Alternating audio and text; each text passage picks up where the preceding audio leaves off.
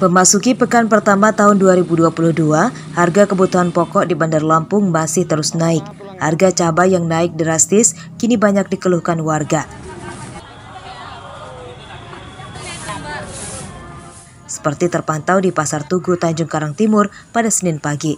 Harga cabai rawit dan cabai merah dijual pedagang Rp65.000 per kilogram. Harga ini naik Rp5.000 per kilogram dibandingkan sehari sebelumnya.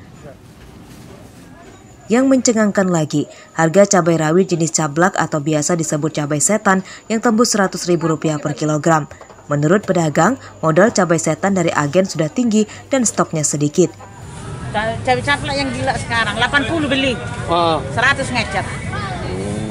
Tahu nggak 95. Tahu nggak tulang penyebabnya apa sih, Bang? Mahal gitu? Ya, katanya nggak ada barang satu, gara-gara banjir. Nah, tulang pengaruh nggak sih tulang dengan tingginya harga ini kepada penjualan tulang? Ya pengaruh lah, di orang itu paling ngebeli 1 on. Iya, malah sepi ya tulangnya? sepi, iya. Kenaikan harga daging ayam juga belum berhenti. Daging ayam potong dijual pedagang Rp42.000 per kilogram. Harga tersebut telah naik drastis dibandingkan sebelum Natal 2021 yang masih di kisaran Rp28.000 per kilogram. Juga. Saat ini berapa harganya? Biasanya per kilo ayam itu ya, ayam masih 25, 26,5, sekarang udah 28, 29. Kalau yang pilet itu? Pilet itu biasanya kita terima 40, 42. Jadi kita beli udah 45, 46. 46 malah. 46. Pas tahun baru lebih moncer mungkin ya? Sama, masih segitu tinggi juga. Oh, ini harga di tahun baru itu? Ini masih harga tahun baru kemarin. Tahu nggak sih Bu penyebabnya kenapa? Mungkin banyak permintaan kali ya, gitu stok ya? juga nggak ada, kosong mungkin. Ya.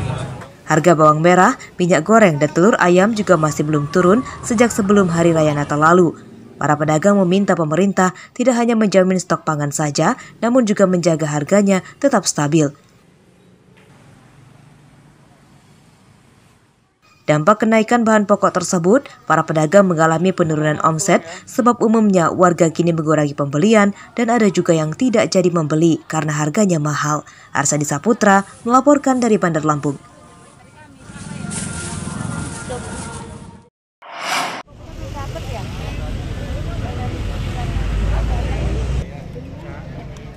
Pemerintah Kota Bandar Lampung pada awal tahun ini akan memprioritaskan normalisasi drainase dan sungai.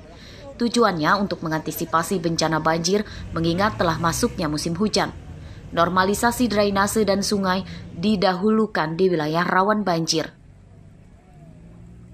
Data Pemkot Bandar Lampung terdapat 6 kecamatan yang rawan banjir, yakni Kecamatan Raja Basa, Sukarame, Sukabumi, Tanjung Karang Barat, Panjang, dan Wailunik. Kita secara bertahap drainase yang ada di Kota Bandar Lampung sudah kita lakukan.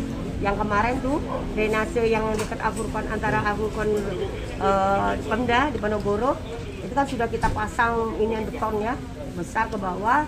Nah mudah-mudahan nanti ini kemarin sudah panggil juga PU mulai segera di mana drainase yang tempat-tempat ada genangan dulu ya.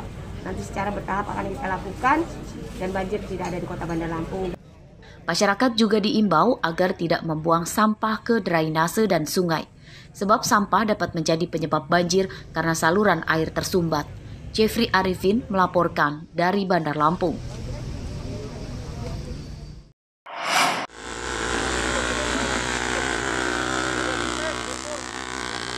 Memasuki musim hujan, warga mulai khawatir datangnya wabah demam berdarah.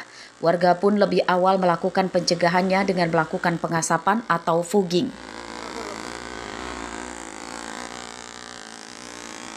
Seperti yang dilakukan oleh warga Desa Penawarjo, Kecamatan Banjarmargo, Tulang Bawang. Mereka melakukan fogging secara mandiri. Alat fogging dipinjam dari pamong desa, sementara untuk obat dan biaya operasionalnya dilakukan swadaya.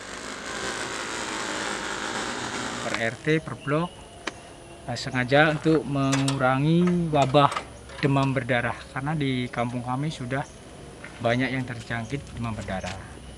Harapannya? Jadi, harapannya dengan adanya fogging ini nanti bisa berkurang, paling tidak bisa mengurangi atau tidak menularkan ke orang lain. Lebih dari 20 rumah di Desa Penawarejo, Tulang Bawang telah difogging secara mandiri. Mereka meminta Dinas Kesehatan Tulang Bawang segera melanjutkan fogging di wilayahnya sebelum wabah demam berdarah meluas. Mustaqim melaporkan dari Tulang Bawang.